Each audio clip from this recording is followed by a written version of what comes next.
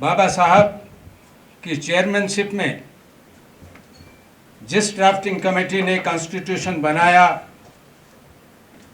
और हम आप सब लोगों ने जिसको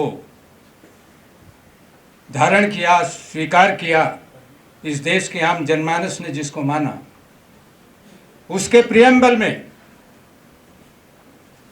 जो 4-5 बातें कही गई हैं, अगर किसी एक पे भी अमल इस समय हो रहा हो तो बाबा साहब अम्बेडकर के इस संविधान की उपयोगिता है, अदरवाइज तो ये उसके लिए चैलेंज है।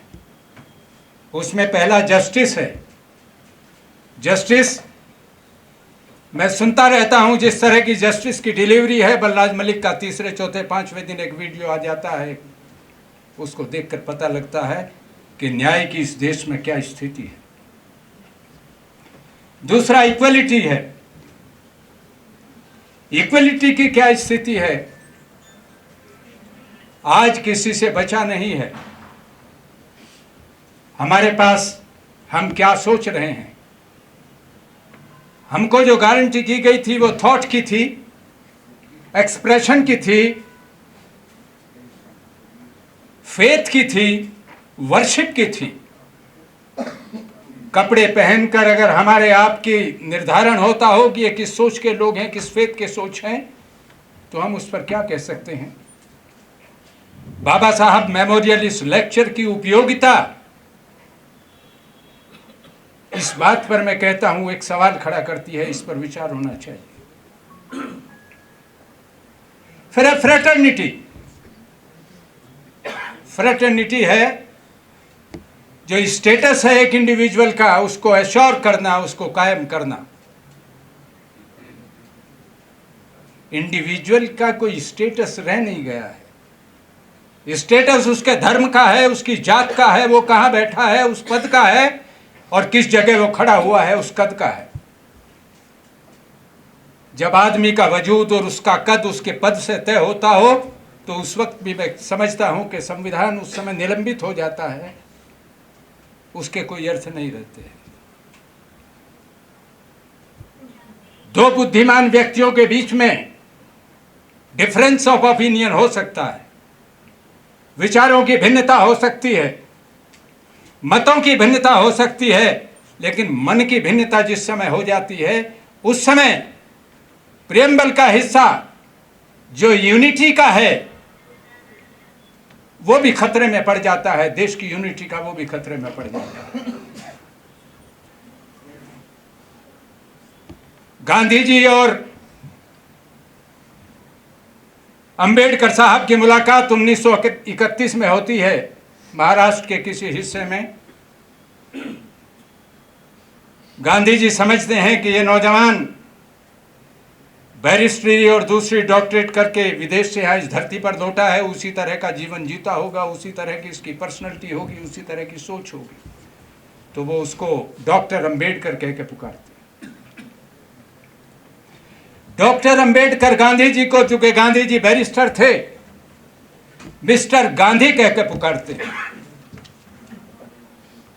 दोनों नेता 31 के सेकंड गोलमेज सम्मेलन में इंग्लैंड में मुलाकात होती है, खुलकर डिफरेंस ऑफ ओपिनियन उनका होता है। डॉक्टर साहब कहते हैं कि डिप्रेस्ड क्लासेस के लिए अलग से रिजर्वेशन होना चाहिए, उनके कॉन्स्टिट्यूएंसीज अलग होने चाहिए। गांधी जी इस बात को एग्री नहीं करते, लेकिन गांधी जी उस वक्त उसका बहुत मुखरता से विरोध भी नहीं करते। गांधी जी देश में आ जाते हैं, English prime minister Ramsay MacDonald communal award की घोषणा करता है, और उस कम्युनल अवार्ड में डिप्रेस्ड क्लासेस के लिए अलग अलग कॉन्स्टिट्यूएंसी तय होती है। वहां उसी जात के लोग उसमें वोट करने तय हो जाते हैं, उसी धर्म के लोग। गांधी जी यरवदा की जेल में हैं, वहीं से रैमजे मैकडोनाल्ड को पत्र लिखते हैं, लेकिन वो उस पर गौर नहीं करते, और गांधी जी अपना आमरण अनशन इसके खिलाफ शुरू कर देते हैं, कम्युनल अवार्ड के इस हिस्से के खिलाफ जिसमें शेड्यूल कास्ट और डिप्रेस्ड क्लास उस समय कहा गया था कि उसके खिलाफ जो वोटिंग राइट्स होंगे। अंबेडकर साहब को यह बात नागवार गुजरी। उन्होंने कहा कि ये गांधी जी का वो चेहरा है जो इनका हिंदू की तरफ बढ़ा हुआ दिखता है, उनके जो रामराज की अवधारणा थी उसकी तरफ जाता हुआ दिखता है। 4 दिन गुजरे, 24 सितंबर का दिन था, गांधी जी यरवदा जेल आते हैं। वो तो यरवदा जेल में थे, डॉक्टर B.R. अम्बेडकर साहब यरवदा जेल में आते हैं। पूना में यरवदा जेल है। दोनों के बीच में बात होती है। गांधी जी अपना इशू रखते हैं, वो अपने रखते हैं, और 24 सितंबर 1932 का ये दिन दोनों नेताओं को करीब एक राह पे लाता है। जिस कम्युनल अवार्ड में डिप्रेस्ड क्लास के लिए 78 सीट्स थी, गांधी जी और अंबेडकर साहब की बातचीत में वो 148 हो जाती हैं, लेकिन वोट दोनों लोग करते। बाद में अंबेडकर साहब ने उसको कहा भी धोखा हुआ है, लेकिन ये पूना पैक्ट के तरह से जो समझौता हुआ, देश के 2 बड़े नेताओं ने देश के लिए, अंबेडकर साहब ने उस समय यह भी कहा कि इस देश को गांधी की जरूरत है, उनको इसलिए जेल में मरने के लिए नहीं छोड़ देना चाहिए। जिस अंबेडकर साहब ने इसने खुले दिल से, और जिस गांधी ने इतने बड़े मन से कि 78 की 148 सीटें हो गई, इस संविधान का निर्माण जहां होता है, उस संविधान की सीमाओं के बाहर आज जो भी एक्टिविटी है, वो सारी की सारी ह्यूमैनिटेरियनिज्म के खिलाफ है। सुप्रीम कोर्ट के इस बाजू में मैं बधाई देता हूं बलराज मलिक को। इन्होंने जो शानदार कार्यक्रम किया है, यह आवाज इन गुंबदों को सामने जहां चीफ जस्टिस ऑफ इंडिया बैठता होगा वहां तक जाएगी, और वहां से टकराएगी तो उस पार्लियामेंट तक जाएगी। और आवाज एक खलक नक्कारा है खुदा जानो, लेकिन आवाज को मजबूती देने की जरूरत है, इसको ताकत देने की जरूरत है। समय निर्धारित है। मंचस्थ सभी नेताओं का धन्यवाद, खासतौर पर बलराज मलिक जी का धन्यवाद। और ये संविधान जिंदा रहे, ये संविधान मुखर रहे, इस संविधान का जिंदाबाद। आज हम डॉक्टर भीमराव अंबेडकर जी की जयंती के उपलक्ष्य में 14 अप्रैल 1991 में उनका जन्म हुआ था, मना रहे हैं। और उनके योगदान को हम याद करते हैं कि उन्होंने भारत को जो दिशा दी, जो सिद्धांत प्रतिपादित किए, वो मानवता के रक्षा के लिए, ह्यूमैनिटी के लिए, भारतीयता के लिए माइलस्टोन साबित हुए। जैसा नरेंद्र पाल वर्मा जी ने फरमाया कि भारत के संविधान के निर्माता या वो समिति के अध्यक्ष होने के नाते उन्होंने जो योगदान दिया, वो आज पूरे विश्व में प्रसारित है। जैसे महात्मा गांधी ने असहयोग आंदोलन को जन्म दिया, इसी तरह से डॉक्टर भीमराव अंबेडकर जी ने समानता का, स्वतंत्रता का, भाईचारे का जो संदेश दिया, equality before law, fraternity, justice and freedom of speech, ये सैद्धांतिक आधार उन्होंने संविधान के माध्यम से देश को और संसार को दिए। और ये संविधान जो 1950 से कार्यरत है, इसके अनुसार हमारे चुनाव हो रहे हैं, सरकारें बन रही हैं, जबकि संविधान सभा में इस बात का विरोध हुआ था कि मतदान करने का अधिकार केवल एक सुशिक्षित वर्ग को देना चाहिए, किंतु बाबा साहब ने कहा कि नहीं, मतदान का अधिकार प्रत्येक नागरिक को होना चाहिए, वो किसी धर्म का हो, किसी जाति का हो, किसी लिंग का हो, किसी प्रांत का हो, यह अधिकार बाबा साहब ने संविधान के माध्यम से दिया। और आज हर गरीब, निर्धन या धनी, शिक्षित या अशिक्षित, सब मतदान का अधिकारी है। बलराज जी ने अपने वक्तव्य में ये बात कहा था कि राजनीतिक दल की संरचना जो हुई, वो हुई थी तो अच्छे के लिए, लेकिन वो आज वो एक अभिशाप बन के रह गई है। एंटी डिफेक्शन लॉ के जरिए इन्होंने और विप के जरिए जो हमारी स्वतंत्रता को, आज हम एक एमपी को अपने उसके आधार पर, उसके व्यक्तित्व के आधार पर, उसके विचारों के आधार पर संसद में भेजते हैं, वो अपनी बात नहीं कह सकता, वो बोल नहीं सकता, क्योंकि पार्टी की जो सुप्रीरियॉरिटी है वो उसकी स्वतंत्रता को, उसकी वाणी को बाधित करती है। जबकि फ्रीडम ऑफ स्पीच हमारा आर्टिकल 19 कहता है कि फ्रीडम ऑफ स्पीच है, we can speak anything what we like to. कहाँ है हमारी स्वतंत्रता? आपने ताज़ा केस देखा राघव चड्ढा को किस तरह से आम आदमी पार्टी ने निकाल फेंका? सही बात। कहाँ वाणी की स्वतंत्रता? संसद के बीच में संसद का एक सदस्य होते हुए भी उसका अपमान हुआ। मैं राजनीति की बात नहीं कर रहा हूं, मैं वाणी की स्वतंत्रता की बात कर रहा हूं।